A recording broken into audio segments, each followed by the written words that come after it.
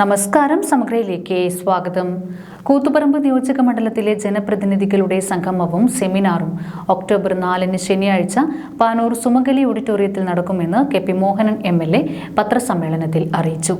Registration പുരാവസ്തു പുരാരേഖ വകുപ്പ് മന്ത്രി കടന്നപ്പള്ളി രാമചന്ദ്രൻ ചടങ്ങ് ഉദ്ഘാടനം ചെയ്യും. കൂത്തുപറമ്പ് നിയോജക മണ്ഡലത്തിലെ ജനപ്രതിനിധികളുടെ സംഗമവും വികസന സെമിനാറും ഒക്ടോബർ 4 ശനിയാഴ്ച രാവിലെ 9:30 മുതൽ വൈകിട്ട് 4 മണി വരെ പാനൂർ സുമംഗലി ഓഡിറ്റോറിയത്തിൽ നടക്കുമെന്ന് കെ.പി. മോഹനൻ എം.എൽ.എ. വാർത്താ സമ്മേളനത്തിൽ അറിയിച്ചു. നിയോജക മണ്ഡലത്തിലെ ജനപ്രതിനിധികളുടെ സാഫല്യമാണ് ഈ 4-ാം തീയതി കൂത്തുപറമ്പ് മണ്ഡലം സാഫല്യം ജനപ്രതിനിധി സംഗമത്തിലൂടെ ഞങ്ങൾ ഉദ്ദേശിക്കുന്നത്. അവരുടെ മനസ്സിലുണ്ടായിരുന്ന കാര്യങ്ങളെക്കുറിച്ചും അവർ ഇനിയും ആഗ്രഹിക്കുന്ന എന്തെല്ലാം എന്നതിനെക്കുറിച്ചുമുള്ള ഒരു വലിയ ചർച്ചയാണ് അവിടെ നടക്കാൻ പോകുന്നത്. അത് കാലത്ത് 9:30 മണിക്ക് സുമംഗലി ഓഡിറ്റോറിയത്തിൽ വെച്ച് ആരംഭിച്ച് വൈകുന്നേരം 4 മണി വരെയാണ് ചടങ്ങ്.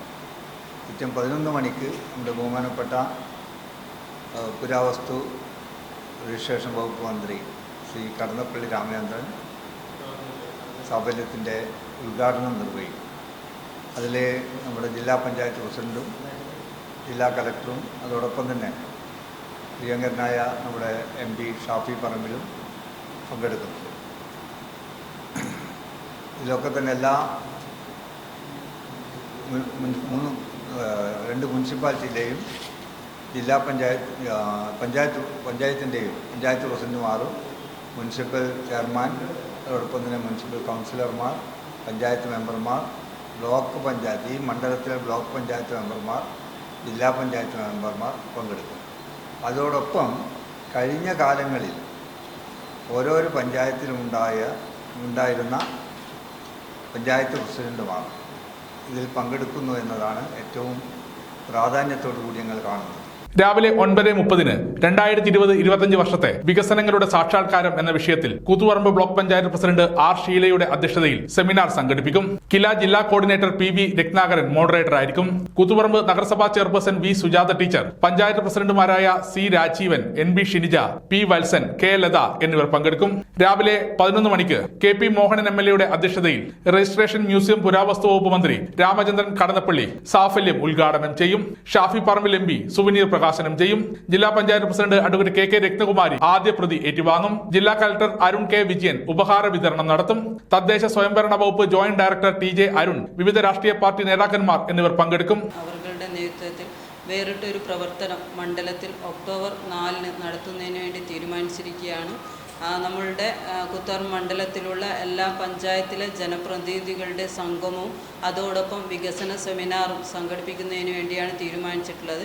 നമ്മളുടെ വികസന കാഴ്ചപ്പാട് അതോടൊപ്പം തന്നെ നമ്മൾ ചർച്ചയിൽ നമുക്ക് എന്തെല്ലാം ഇനി ഓരോ വാർഡുകളിലും പ്രാവർത്തികമാകേണ്ട പ്രവർത്തനങ്ങൾ ഇതൊക്കെയാണ് ഇതിലൂടെ ഉദ്ദേശിക്കുന്ന. അത്തരത്തിൽ നമ്മളുടെ വികസന നേട്ടങ്ങൾ ജനങ്ങളിലേക്ക് എത്തിക്കുന്നതോടൊപ്പം തന്നെ നമുക്ക് ഇനിയും കൂടുതൽ കാര്യങ്ങൾ വാർഡുകളിലേക്ക് ഇനി വരുന്ന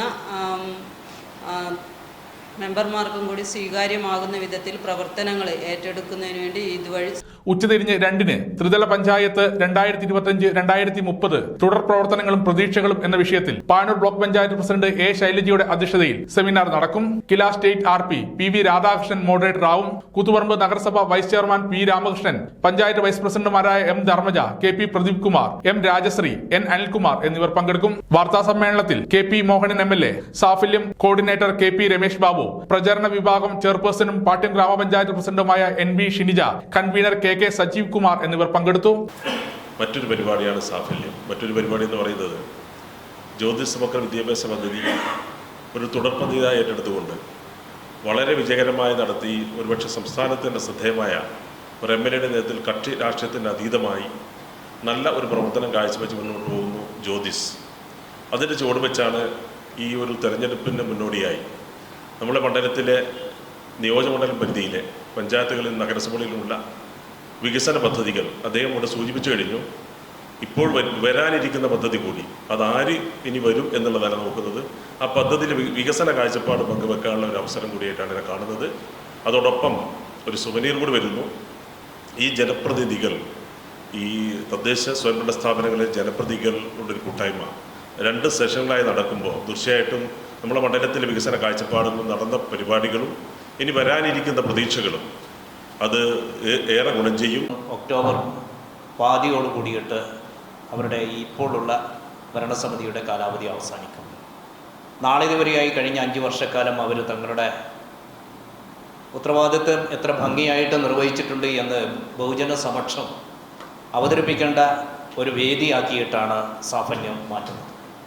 അതോടൊപ്പം തന്നെ അനുഭവസമ്പന്നരായിട്ട് 5 വർഷം കൊണ്ട് ഉണ്ടാക്കിയിരിക്കുന്നവർ ഇനി അങ്ങോട്ട് അവരുടെ നാട്ടിൽ, അവരുടെ പഞ്ചായത്തിൽ, അവരുടെ വാർഡുകളിൽ എന്തൊക്കെ ചെയ്യാൻ വേണ്ടി സാധിക്കുമെന്ന് മറ്റാരേക്കാളും അടിയാളപ്പെടുത്താൻ സാധിക്കുന്നത് ഇപ്പോഴുള്ള പഞ്ചായത്തിൻ്റെ ഉപാധ്യക്ഷന്മാരാണ്, അല്ലെങ്കിൽ നഗരസഭയുടെ വൈസ് ചെയർമാൻമാർക്കാണ്.